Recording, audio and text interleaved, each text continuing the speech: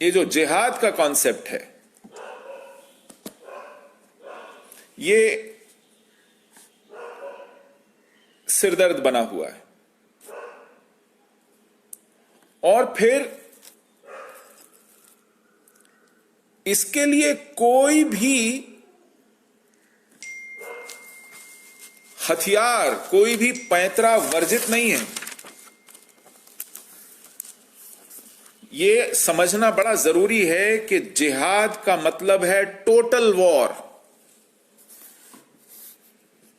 Total war का मतलब है कि इससे कोई भी जीवन का आयाम अछूता नहीं है,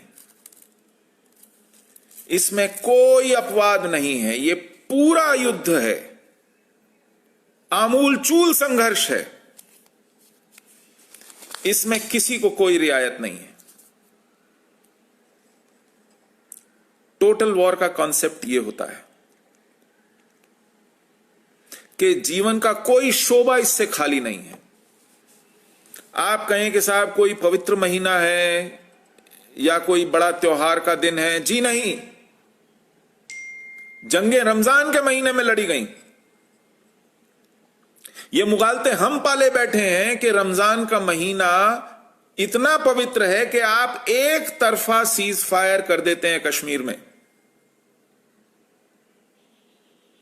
कि साहब ये जो जिहादी आए हैं ये बड़े अल्लाह के मानने वाले हैं, खुदा परस्त लोग हैं, नमाजी लोग हैं, इनके दिल जीते जाएं। इनसे कहा जाए कि चलिए आप रोजा रखे हुए हैं तो ऐसे में हम आपको क्यों ढूंढें और क्यों मारें, आप अपनी इबादत करते रहें, हम आपको परेशान नहीं करेंगे। तो आप रमजान के महीने में अपना ऑपरेशन ऑल आउट 3 साल पहले बंद कर देते हैं। इस देश में यहां की सरकार, सऊदी अरेबिया क्या करता है? रमजान के महीने में यमन पर अपनी वायुसेना से बमबारी करता है, नागरिक ठिकानों पर, बस्तियों पर। सऊदी अरेबिया के लिए रमजान का महीना इतना मुकद्दस नहीं है कि मुसलमानों को, शहरियों को, औरतों, बच्चों को बख्श दिया जाए।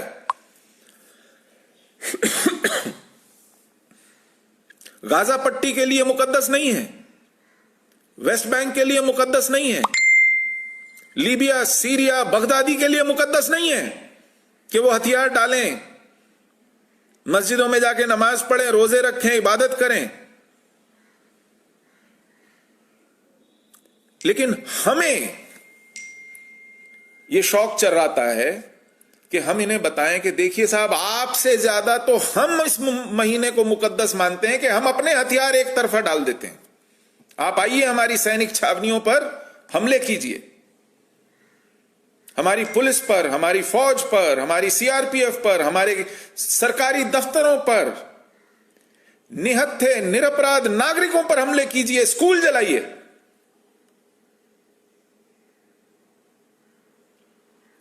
ऐसी ऐसी मूर्खताएं पाले बैठे थे हम लोग। और इन्होंने उसका एहतराम नहीं किया, कभी नहीं किया। यह पहली बार नहीं थी।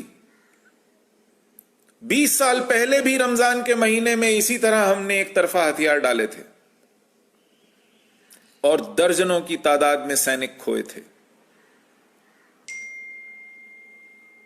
हमारे भवन, हमारे वाहन, हमारे सैनिक, हमारे नागरिक बमों से उड़ाए गए थे।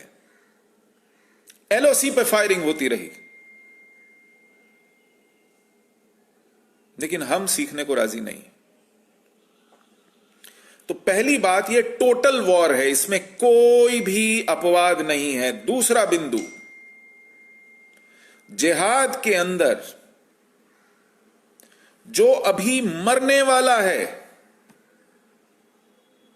चाहे कुछ घंटों, कुछ मिनटों में मरने वाला हो, या जो अभी अभी पैदा हुआ है, चाहे कुछ दिन का हो, कुछ हफ्तों का हो, ये सब फौजी हैं जिहाद के। ये टोटल वॉर है, और इस वॉर में कहा गया है कि सभी जद्दोजहद करेंगे।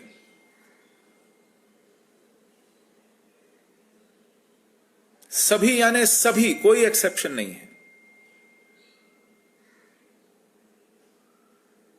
ये कुरानिक कॉन्सेप्ट ऑफ वॉर है। हमारे यहां अपवाद माना जाता था, यदि वयस्क न हो, बच्चा हो, अभी कच्ची उम्र का हो, बालिग न हुआ हो, उसे वॉर लड़ने की, युद्ध जाने की आजादी नहीं थी। जो सैनिक नहीं है, जो निहत्था है, उस पर किसी तरह का आक्रमण करने की आजादी नहीं थी।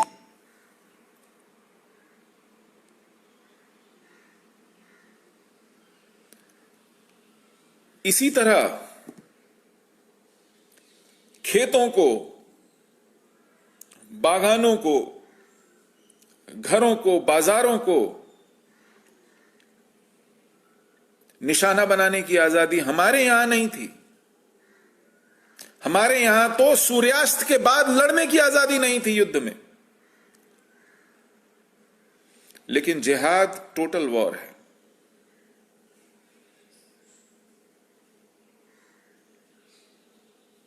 और इस टोटल वॉर में सभी सैनिक हैं, और हर निशाना जायज है।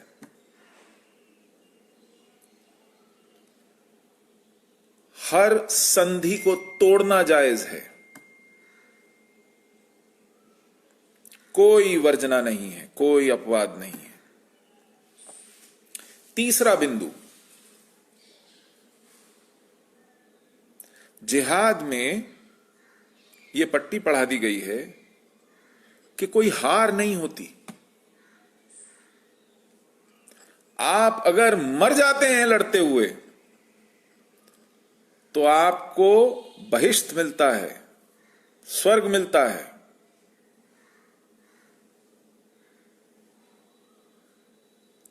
और वहां आप शहीद के नाते जाते हैं तो आपका स्वागत होता है, आपको हूरें मिलती हैं, आपको महल मिलते हैं, आपको बढ़िया से बढ़िया शराब मिलती है, बेपनाह औरतें मिलती हैं, सैकड़ों मर्दों की ताकत मिलती है। आपकी ऐश का, आपके सुख का पूरा सामान है वहां। और अगर आप नहीं मरते, आप जीत जाते हैं, तो आपको वो सब यहीं मिल जाता है। तो फिर हारने की तो कोई गुंजाइश ही नहीं है।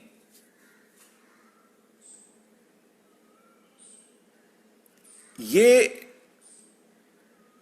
जिहाद का एक बड़ा इंटरेस्टिंग कॉन्सेप्ट है।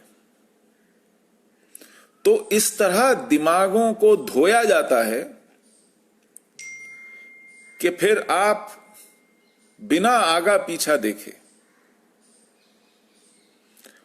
बिना उन बातों के विषय में सोचे जो कि एक आम, नॉर्मल, स्वाभाविक इंसान के मन में होती हैं, अपने प्रति, परिवार के प्रति, देश के प्रति, प्रकृति के प्रति, जानवरों के प्रति, मानवता के प्रति, उन सब संवेदनाओं से शून्य होकर लड़ता है।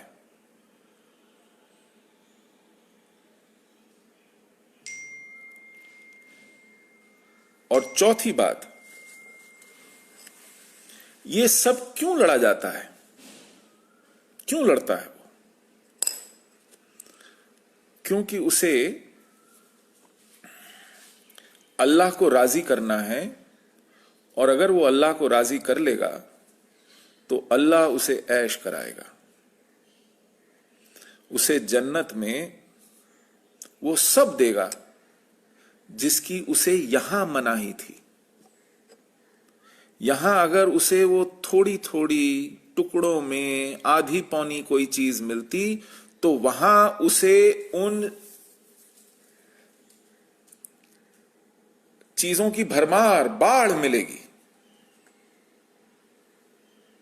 अल्लाह को राजी करने के पीछे यह लालच है। तो ये एक सर्किट पूरा हो जाता है और इस तरह दिमागों को धोकर, पट्टी पढ़ाकर, मदरसों में घुट्टी में घोलकर ऐसी मानसिकता तैयार की जाती रही है, जिहादी बनाए जाते रहे हैं। आपको और मुझे मालूम नहीं, हम ये काम अपने कर के पैसे से कर रहे हैं।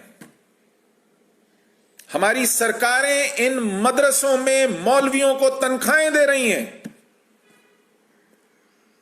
हमारी सरकारें खुली छूट देती हैं कि इन हजारों लाखों मदरसों में लाखों करोड़ों दिमागों को